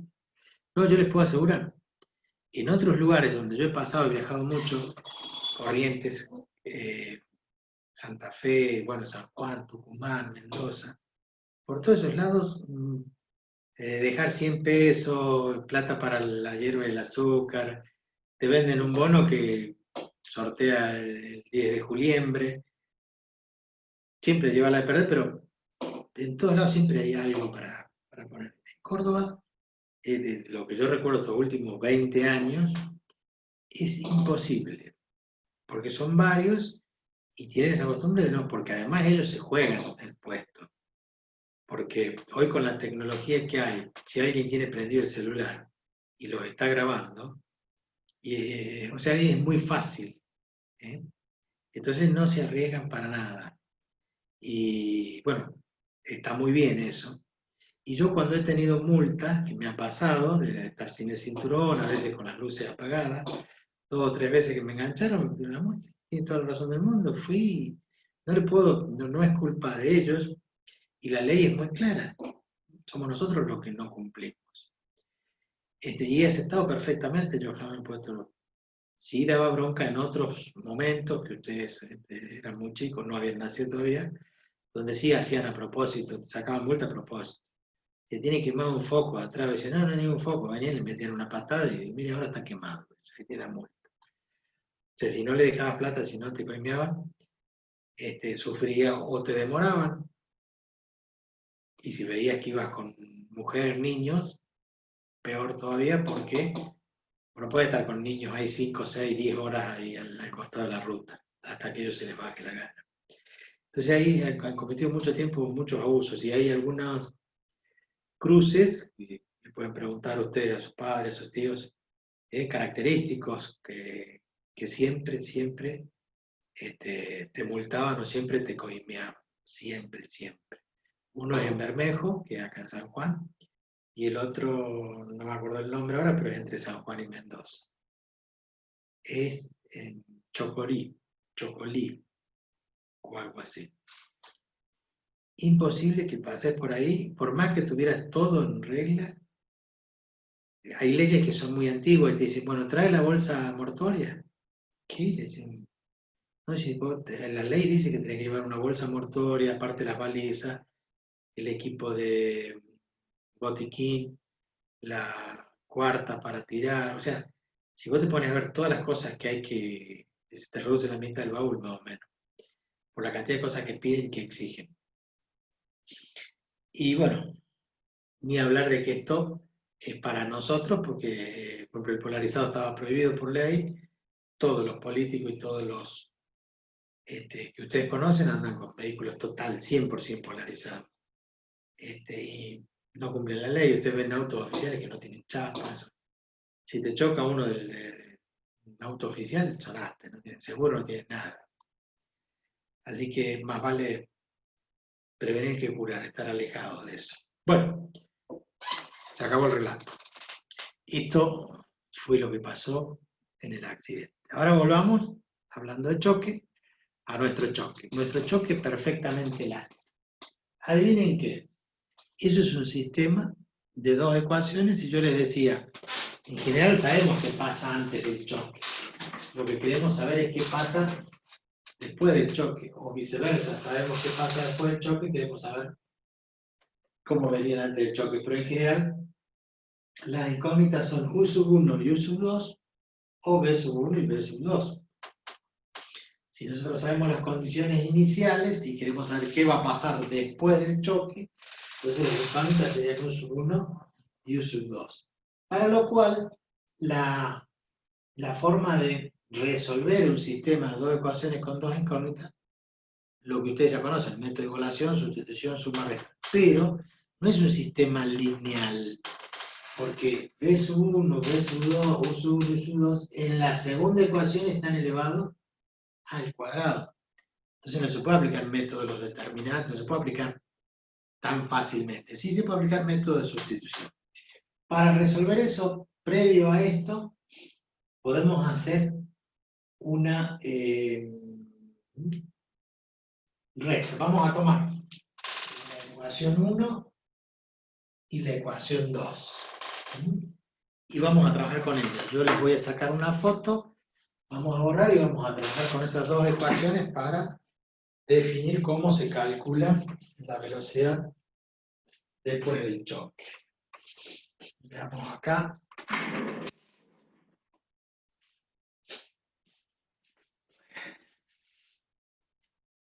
Sacamos una foto.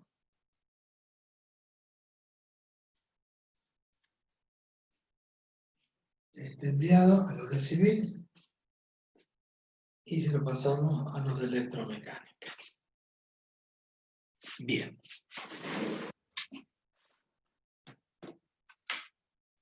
Ahora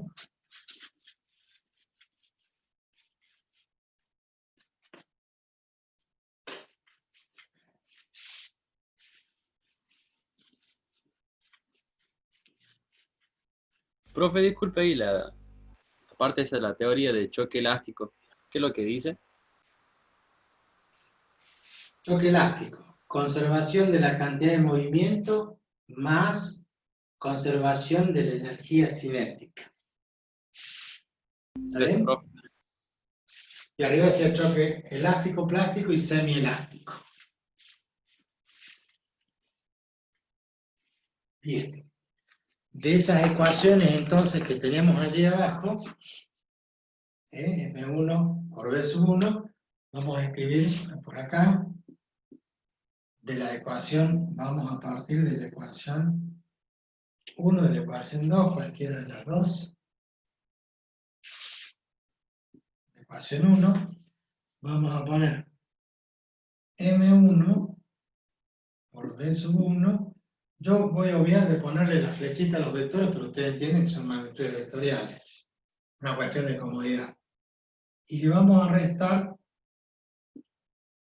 este segundo término, M1 por U sub 1, y como tengo M1 acá y tengo M1 acá, si yo lo paso restando, saco factor común M1.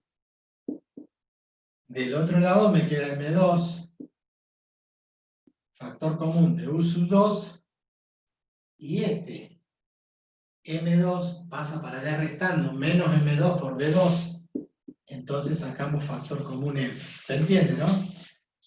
Agrupo el M1 con el M1 y agrupo el M2 con el M2 y saco factor común. En la ecuación 2 hacemos lo mismo. Tengo un medio de M1, B1 cuadrado, un medio de M1, entonces saco factor común B sub 1 cuadrado. Y obviamente del otro lado paso un medio de M1, que sale factor común, y me queda U sub 1 cuadrado. Obviamente que juntamos un medio de M2 por U sub 2 al cuadrado, un medio de M sub 2, factor común de U sub 2 cuadrado, y de este lado le pasamos restando sale factor común un medio de M2, y me queda menos B sub 2 al cuadrado. La idea de hacerlo así, para simplificar el cálculo, es que esto es una diferencia de cuadrados. Entonces me queda un medio de M1, ¿se acuerdan la diferencia de cuadrados, no? Quinto caso de factoreo. B sub 1 más U sub 1 por B sub 1 menos U sub 1. Cuando tengo una diferencia de dos cuadrados, el producto de la suma por la resta por la suma de ¿quién? De las bases de esos cuadrados. Y del otro lado lo mismo, un medio de M2 por, a me olvidé ponerle que era el U sub 2,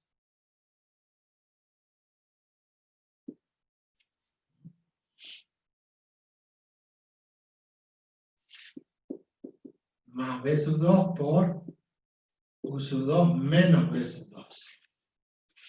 Bien, en esa igualdad, esta sería la 2', porque la hemos modificado. La 1', que es la que está acá, 1', dice M1 por B sub 1 menos U sub 1 igual a M sub 2 por U sub 2 menos B sub 2. Este sistemita, lo único que hemos hecho es adecuarlo de esta forma, ¿para qué? Para dividirlo miembro a miembro. Si yo tengo dos igualdades, este es un igual y este es el otro igual. Si tengo dos igualdades, dos ecuaciones, yo puedo sumar miembro a miembro, multiplicar miembro a miembro, dividir miembro a miembro. En este caso vamos a dividir miembro a miembro. Entonces, lo que hacemos es dividimos ambas ecuaciones. ¿Por qué? Porque este B sub 1 con este B sub 1, ¿qué pasa? Se cancela. Este U sub 2 menos B sub 2 se cancela con este U sub 2 menos B sub 2. ¿Se entendió? ¿Qué más se cancela? Estos son factores, por lo tanto se pueden simplificar. La masa M1 con la masa M1, la masa M2 con la masa M2. Este un medio, en la misma ecuación ya lo podríamos haber simplificado, porque este 2 pasa para allá multiplicando y se simplifica. O sea que me queda solamente que B sub 1 más U sub 1 es igual a ¿quién? A U sub 2 más B sub 2.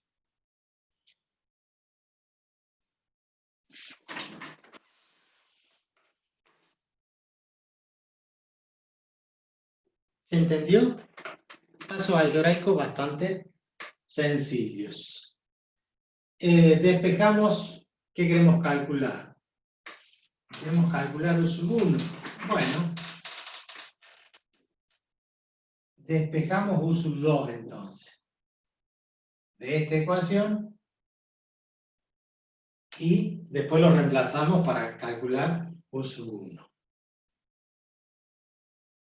¿A dónde?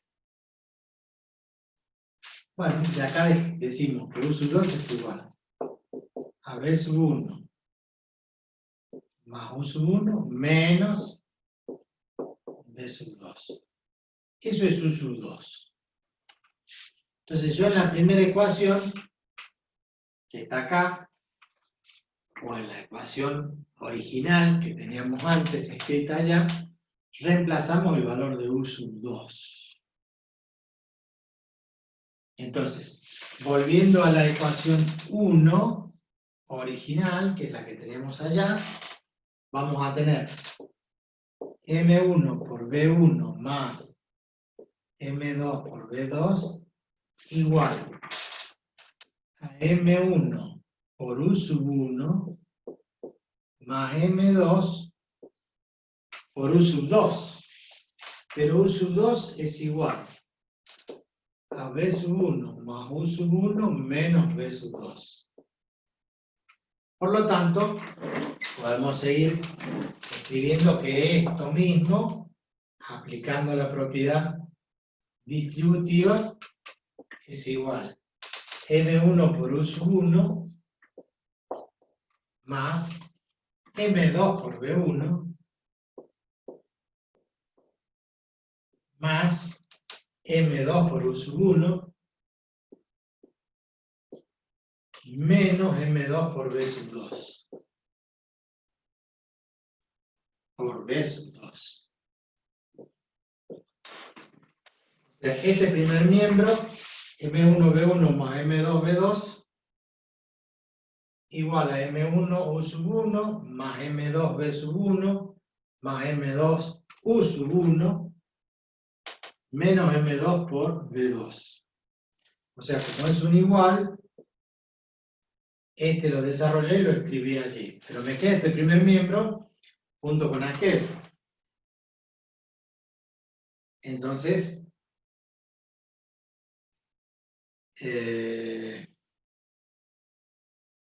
dejo esto como está. M1 B sub 1 más M2 B sub 2 y vamos a pasar estos dos términos. ¿Por qué? Porque no tienen U. Lo que yo voy a querer calcular es cuánto vale U sub 1. Entonces paso restando. Menos M2, perdón. Sí, M2 por B1, está bien. Y el otro que está restando pasa sumando, más M2 por B sub 2 es igual a la suma de estos dos, U sub 1 y U sub 1, que lo saco factor común, ¿de quién? De la masa 1 más la masa 2. Y eso que está allí sumando pasa por otro lado, dividiendo, entonces puedo despejar M sub 1. Bueno. ¿Qué es lo que vemos acá? Podríamos decir que M1B1 menos M2B1 es factor común B1. ¿Qué me queda? M1 menos M2. Más M2B2 más M2B2. O sea, 2 veces M2 por B sub 2.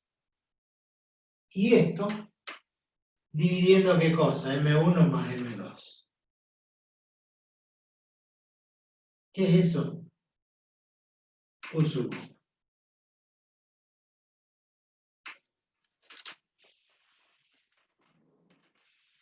Obviamente no pensarán memorizar esa fórmula.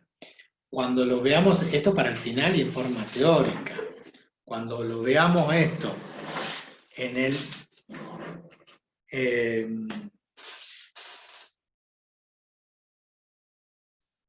teórico, sí, si les toca este tema teórico tendrán que desarrollarlo, y bueno, haciendo todos estos pasajes llegamos a esto. Con esto tenemos que pasar a calcular ¿qué cosa? U sub 2. O sea, si yo tengo U sub 1, yo reemplazo todo esto acá en U sub 2 y despejo, ¿cuánto? Acá está U sub 2, perdón. Como ya tengo U sub 1, este que está acá, reemplazo todo esto acá y calculo cuánto vale U sub 2, que sería el otro paso a seguir. Entonces, esto ya lo habíamos copiado en la otra foto y ya no lo necesitamos. Volveríamos entonces a esta formulita que está acá, que es asterisco. Entonces volvemos acá a la formulita esta de asterisco y decimos, yo tengo allí que U sub 2 es igual a B1 más U sub 1. Pero U sub 1 es todo esto. O sea, B sub 1 por M1 menos M2 más 2M2 por B sub 2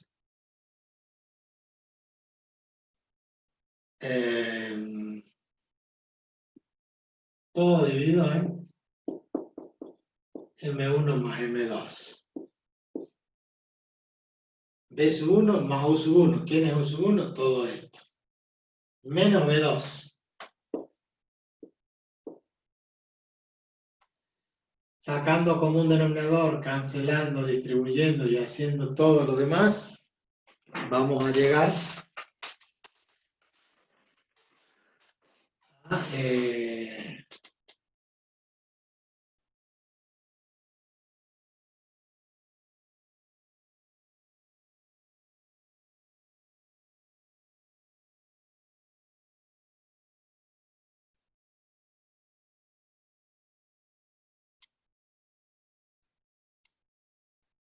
la fórmula que dice